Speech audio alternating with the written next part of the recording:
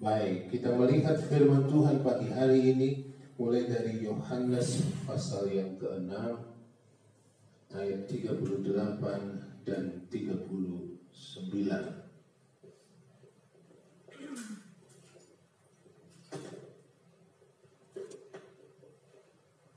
Yohanes pasal 6 ayat 38 dan 39. Yohanes pasal yang ke-6, Yohanes pasal yang ke-6 ayat 38 dan 39. Dikatakan begini, sebab aku telah turun dari sorga bukan untuk melakukan kehendakku, tetapi untuk melakukan kehendak Dia yang telah mengutus aku. Dan inilah kehendak Dia yang telah mengutus aku, yaitu supaya dari semua yang telah diberikannya kepadaku jangan ada yang hilang, tetapi supaya kubangkitkan pada akhir zaman. Kalau kita melihat firman Tuhan ini, maka ada kehendak Bapa kepada Yesus, yaitu supaya tidak ada yang hilang dari orang-orang yang sudah diserahkan oleh Allah kepada Yesus untuk dirawat, untuk dibela, untuk dimenangkan. Nah, saudara-saudara, Yesus berkata, aku telah turun dari sorga bukan untuk melakukan kehendakku. Jadi Yesus datang ke dunia ini, turun dari sorga, Dia meninggalkan kedudukannya sebagai Allah. Ya. Jadi ketika Yesus dikatakan turun dari sorga, maka Dia meninggalkan kedudukannya sebagai Allah, sebagaimana yang ditulis di dalam suratan Filipi pasal 2, Filipi pasal yang kedua. Kita lihat di situ ayat yang ke-5 mulai. Filipi pasal 2 ayat 5 berkata begini, hendaklah kamu dalam hidupmu bersama menaruh pikiran dan perasaan yang terdapat juga dalam Kristus Yesus, yang walaupun dalam rupa Allah tidak menganggap kesetaraan dengan Allah itu sebagai milik yang harus dipertahankan, melainkan telah mengosongkan dirinya sendiri dan mengambil rupa seorang hamba dan menjadi sama dengan manusia. Jadi ketika Yesus mengatakan saya turun dari surga, maka Dia meninggalkan kealahannya menjadi manusia. Dalam kedudukannya sebagai manusia, Dia mengemban misi yang kita jadikan judul dalam firman Tuhan pagi ini adalah supaya saudara dan saya tidak hilang.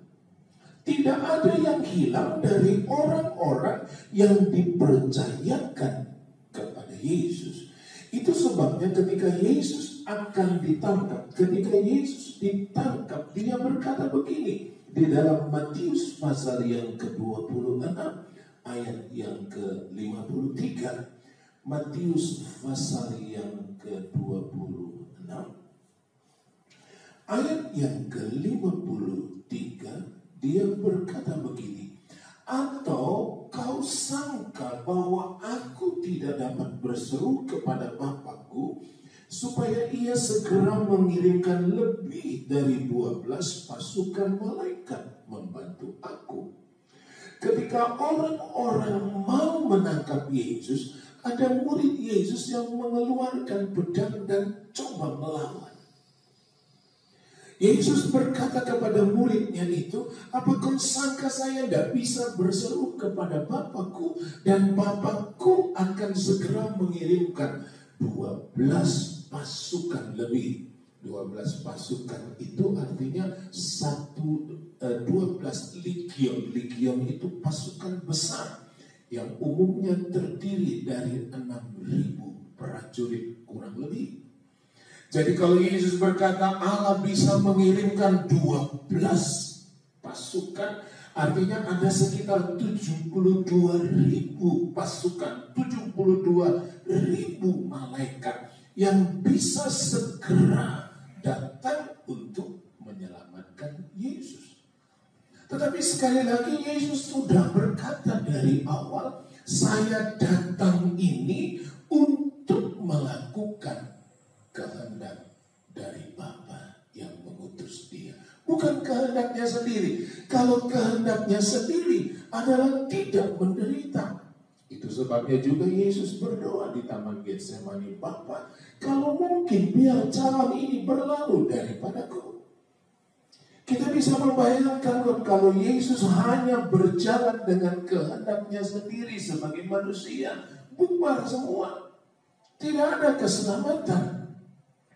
Tetapi Yesus berkata kepada murid-muridnya, bagaimana mungkin kita akan menggenapkan firman Tuhan kalau kita jalan dengan kemauan kita sendiri. Jadi satu hal yang perlu kita catat, kalau kita ingin supaya firman Tuhan tergenapi, maka kita harus belajar mengalahkan diri kita sendiri, mengalahkan keangkuhan, mengalahkan kedirian kita ini, supaya firman Tuhan digenapi. Nah sekarang kita maju lebih jauh, kita lihat ayat 39 dari Yohanes pasal yang ke-6 itu.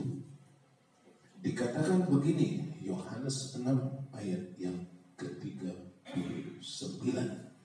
Dan inilah kehendak Dia yang telah mengutus aku, yaitu supaya dari semua yang telah diberikannya kepadaku, jangan ada yang hilang, tetapi supaya kubangkitkan pada akhir zaman. Ayat itu menuliskan ada dua kehendak Bapa yang harus dikerjakan oleh Yesus. Yang pertama, supaya setiap orang, supaya jangan ada yang hilang. Ya, supaya jangan ada yang hilang dari orang-orang yang sudah diserahkan kepada Yesus. Yang kedua, supaya mereka dibangkitkan pada akhir zaman. Nah kita melihat yang pertama saja dikatakan tidak ada yang hilang. Hilang adalah tidak terus di dalam jalan dan tidak sampai ke akhir. Tadinya berjalan beriringan, berjalan bersama-sama dalam jalan yang sama, tetapi dia hilang, tidak terus di dalam jalan itu dan tidak sampai ke akhir. Kalau kita belajar dari Yesaya pasal 53, Yesaya 53 ayat yang ke-6 dikatakan begini, kita sekalian sesat seperti domba, masing-masing kita mengambil jalannya sendiri, tetapi Tuhan telah menimpakan kepadanya kejahatan kita sekalian. Jadi ayat itu menyebutkan bahwa kita sekalian sesat seperti domba. Nah sesat itu adalah tidak di jalan lagi, tidak pada jalan yang benar lagi, tidak pada jalan yang sesungguhnya. Sesat. Jadi domba-domba itu kita ini hilang karena tersesat. Tersesatnya itu karena apa? Karena mengambil jalannya sendiri-sendiri. Jadi orang yang hilang itu adalah orang yang tersesat, tidak di jalannya lagi. Dan kenapa dia tersesat? Karena dia mengambil jalannya sendiri. 1 Petrus 2 ayat 25 juga menyebutkan, dulu kita ini tersesat. seperti domba-domba yang tersesat. 1 Petrus 2 ayat 25. Sebab dahulu kamu sesat seperti domba, tetapi sekarang kamu telah kembali kepada gembala dan pemelihara jiwamu. Jadi kitalah domba-domba yang tersesat itu. Kalau kita hilang, kalau kita berjalan dengan kemauan sendiri, kitalah domba-domba yang tersesat dan hilang itu. Tetapi suratan Petrus berkata, kita sudah kembali kepada gembala dan pemelihara jiwa kita itu. Dan Yesus dikatakan menjaga supaya jangan ada yang hilang. Supaya jangan ada yang hilang. Kalau kita belajar dari perumpamaan anak yang hilang itu di dalam Lukas pasal yang ke-15, mulai ayat yang ke-11 sampai 16, Yesus berkata lagi, ada seorang mempunyai 2 anak laki-laki. Kata yang bungsu kepada ayahnya, Bapa, berikanlah kepadaku bagian harta milik kita yang menjadi hakku. Lalu ayahnya membagi-bagikan harta kekayaan itu di antara mereka. Ini anak bungsu melakukan yang pertama ini. Anak itu minta bagian warisannya. Jadi bapaknya itu mungkin seorang yang punya harta benda. Lalu dia berkata kepada bapaknya, Bapak, berikan apa yang menjadi hakku sekarang. Berikan apa yang menjadi hakku sekarang. Nah, tindakan orang ini adalah dia berdosa kepada bapaknya dan kepada saudara. Kenapa berdosa? Bapaknya masih ada. Dia sudah meminta bagiannya. Dia melakukan dosa. Lalu yang kedua, dia pergi. Kita baca lebih jauh. Ayat 13, beberapa hari kemudian anak bungsu itu menjual seluruh bagiannya. Itu lalu pergi ke negeri yang jauh. Di sana ia memboroskan harta miliknya itu dengan hidup berfoya-foya. Yang berikut dia kerjakan, dia memboroskan semua apa yang dia punya itu. Dia melakukan dosa yang kedua. Dikatakan dia berfoya-foya. Ayat 18. Saudaranya yang tua itu berkata bahwa dia sudah hidup dengan pelacur-pelacur. Ayat yang ke-30 menyebutkan begitu. Nah, saudara-saudara, kita lihat di situ anak bungsu ini pergi berfoya-foya, pergi menghabiskan harta bendanya itu. Dia pergi ke negeri yang asing, dia ikuti hawa nafsunya, dia ikuti dosa yang sudah dimulai dengan pemberontakan terhadap bapaknya itu. Dia menjadi terlantar, miskin, sampai akhirnya dia ingin makan ampas yang menjadi makanan babi. Memprihatinkan. Orang yang hilang itu memprihatinkan. Hilang itu karena tersesat. Tersesat itu karena dia mengikuti jalannya sendiri. Bukan karena Yesus tidak melakukan sesuatu. Kita lihat berikutnya, saudara, ya. Yesus itu mengajar. Kalau kita lihat Yohanes 10 ayat yang ke-16, Yohanes pasal 10 ayat yang ke-16 dikatakan begini. Ada lagi padaku domba-domba lain yang bukan dari kandang ini. domba-domba itu harus kutuntun juga, dan mereka akan mendengarkan suaraku, dan mereka akan menjadi satu kawanan dengan satu gembala. Yesus mengajar, artinya dia menuntun. Dikatakan dia menuntun semua domba. Tidak ada dibeda-bedakan. Ini dombanya ini asalnya dari sini, ini domba dari yang lain.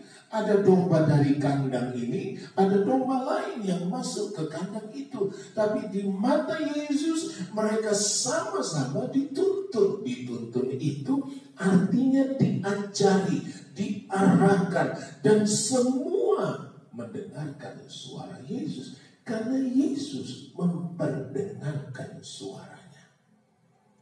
Dia menuntun itu, dan domba-domba itu mendengarkan suaranya. Artinya Yesus tidak diam, Yesus tidak pasif, tapi dia mengajar dan suaranya didengar oleh seluruh domba. Artinya saudara-saudara, kalau terjadi kesesatan, bukan karena Yesus tidak mengajar. Yesus menuntun, Yesus mengajar, Yesus bersuara, Yesus bicara dengan banyak hal kepada kita, dengan banyak cara. Dan kitalah yang seringkali tidak mau mendengar. Wahyu pasal 3 ayat 19, Yesus berkata, Aku menegur, bahkan menghajar. Ini adalah Yesus mengingatkan. Mengingatkan. Menegur itu mengingatkan. Lalu mengajar itu mendidik. Menghajar itu mendidik. Kadang-kadang kita merasa apa yang Yesus izinkan terjadi itu adalah sesuatu yang menyakitkan. Tapi dia sedang mendidik saya dan saudara supaya kita tidak menjadi orang-orang yang terhilang tadi. Sebab Bapa tidak menginginkan kita terhilang. Itu sebabnya Yesus, Tuhan Yesus mengajar, menuntun, mengingatkan, dan mendidik kita semua. Dia melakukan itu sampai kepada akhir perjalanan kita. 2 Korintus 2 ayat yang ke-14 menyebutkan bahwa kita selalu ada di dalam jalan kemenangannya. 2 Korintus 2 ayat yang ke-14. Tetapi syukur bagi Allah yang dalam Kristus selalu membawa kami di jalan kemenangannya. Dengan perantaraan kami, Ia menyebarkan keharuman pengenalan akan Dia di mana-mana. Nah, saudara-saudara, ini menunjukkan bahwa jalan yang kita jalani itu, jalan di mana kita ada, jalan di mana kita diajari Yesus tadi, adalah jalan kemenangannya Yesus. Itu sebabnya jaminan kalau saya dan saudara ada di jalan kemenangan Yesus, kita akan sampai kepada akhirnya. Tapi kalau kita tidak mau dengar suaranya, tidak mau ikut pengajarannya, kita akan mulai tersesat. Jalan kemenangan. Kita tidak ada di jalur yang salah kalau kita bersama Yesus. Kalau kita ada bersama-sama Yesus, kalau kita terus memasang telinga, mendengar dan patuh kepada pengajaran Yesus. Ibrani 12 ayat 1 dan 2 menunjukkan di situ bahwa kita semua sedang berlomba, dan di depan sana ada Yesus yang selalu berkata, ayo beriman. Iman kita ditumbuhkan, iman kita dibawa kepada kesempurnaan. Karena Yesus ingin kita menang, kita tidak kehilangan, kita tidak menjadi orang yang tersesat, kita tidak menjadi orang yang terhilang. Karena itulah yang menjadi kehendak pagi hari ini atau dalam ibadah kita hari ini, tanggal 5 April 2020 ini, ada satu yang Tuhan ingin ingatkan.